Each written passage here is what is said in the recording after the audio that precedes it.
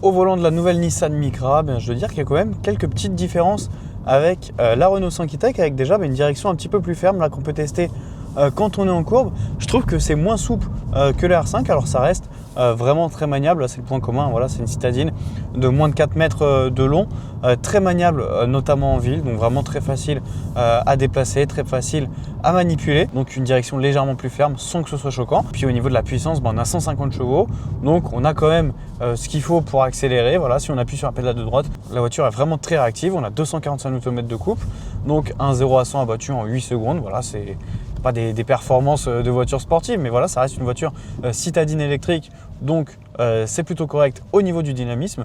Par contre, voilà, on sent que c'est pas forcément une voiture faite pour rouler à des vitesses folles, puisque elle va avoir tendance un petit peu à glisser si on roule plus dynamique dans des courbes par exemple.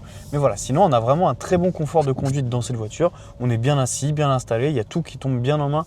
Voilà, donc là c'est vraiment le point commun majeur avec la R5, c'est l'ergonomie à l'intérieur qui fait qu'on a une très bonne expérience conducteur.